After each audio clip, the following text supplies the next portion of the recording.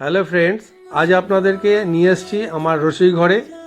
আমি পাটিসাপটা তৈরি করব। প্রথমেই আমি ব্যাটারটাকে তৈরি করে রেখেছিলাম। 500 ময়দা নিয়েছিলাম, 250 সুজি নিয়েছিলাম, আর 500 চিনি নিয়েছিলাম। ময়দাটা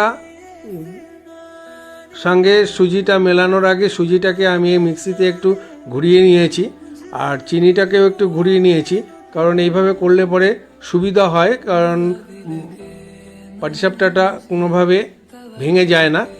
আর আমি 1 কেজি দুধ নিয়েছিলাম, সেটাকে জাল দিয়ে আগে ঠান্ডা করে রেখে দিয়েছিলাম। সেই দুধটা দিয়ে আমি ব্যাটারটাকে তৈরি করেছি। তৈরি করে রেখে আমি ঘন্টা দুয়েক চাপা দিয়ে রেখে দিয়েছিলাম। এবার আমি রান্নাঘরে চলে আসলাম। এসে আমি পাটিসাপটা তৈরি করবো বলে প্রস্তুতি নিয়েছি। এবার প্রথমেই আমি গ্যাসটাকে জ্বালিয়ে দিলাম, প্যানটা বসিয়ে দিয়েছি দেখুন। এবার আমি এই প্যানে কিছুটা সাদা তেল গরম করে নেব, কারণ ওই তেলটাই প্যানে দেব। দিয়ে তারপরে আমি ব্যাটারটাকে দেবো, এই জন্য তেল দিলাম।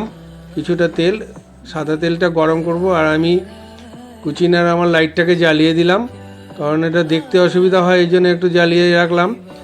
আর তেলটা গরম হলে পরে আমি কিছুটা তেল ওই বাটিতে ঢেলে রাখবো, তারপর ওখান থেকে নিয়ে নিয়ে আমি ব্যাটারটাকে দেব, দিয়ে পাটিসাপটার রোলটা তৈরি করব।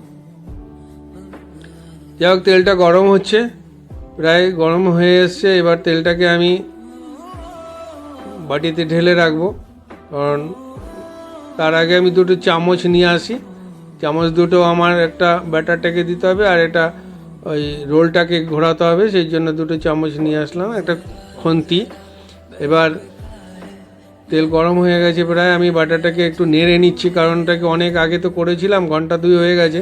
তো একটু ব্যাটারটাকে ভালো করে নেড়ে নিলাম, আর দেখে নিতে হবে নেড়ে নিয়ে আমার, যাতে করে ঘনটা ঠিক আছে কিনা, জল আর লাগবে কিনা। তো যাই হোক, মোটামুটি ঠিক হয়ে গেছে। আবার তেলটা একবার ঢেলে রেখে দিচ্ছি বাটিতে করে। তেলটা ঢেলে রেখে দিয়ে এবার আমি প্যানটা চাপিয়ে দিলাম দেখুন। এবার নমস্কার দিয়ে আমি ব্যাটারটাকে 1 চামচ আমার ফ্যান ফ্রাইতে দিচ্ছি, কারণ এই যে তেল গরম করে নিয়েছি, এর একটা বেনিফিট আছে, এই যে ব্যাটারটা আর লেগে যাবে না, মানে ওটা পুড়ে যাবে না তলাটায়, খুব সুন্দরভাবে রোল হবে এবং তাড়াতাড়ি করে শুকিয়ে যাবে। যাই হোক, আমি রোল করে নিলাম। এবার আমার সন্দেশের একটা চ্যাপটা করে নিলাম, এটা দিয়ে পুর দিচ্ছি। অনেকে তো নারকেলের পুর দেয়, আমি নারকেলের পুর না দিয়ে সন্দেশের পুর দিলাম। এটা খেতে ভালো সুস্বাদু লাগে, যার ফলে সন্দেশের পুরটাই আমি বেশি ব্যবহার করি। এবার দেখুন রোলটাকে আমি কিভাবে ঘোরাচ্ছি, খুন্তি দিয়ে এইভাবে আস্তে আস্তে রোল করলাম। দেখুন সুন্দর রোলটা ঘুরে গেল, কোনো আটকালো না। আবার আমি 1 চামচ দিয়ে দিলাম, খুব সুন্দর উঠে যায়। তেল দিয়ে নিয়ে করলে পরে রোলটা তাড়াতাড়ি অমলেটের মতো আমি একটু ঘুরিয়ে নিয়েছি, যাতে করে ওর পরে তাড়াতাড়ি করে তলাটা শুকিয়ে যায় এবং এটা রোলটা ওঠে তাড়াতাড়ি।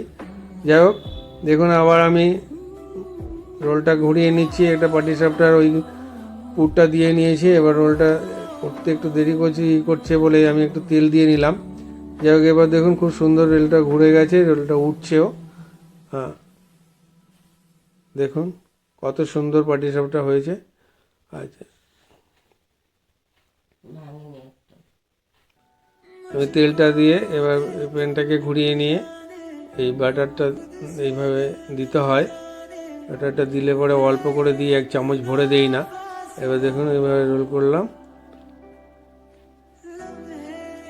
পাটিসাপটা দেখুন কত সুন্দর হয়েছে, সাদা একদম, কোনো হয়নি।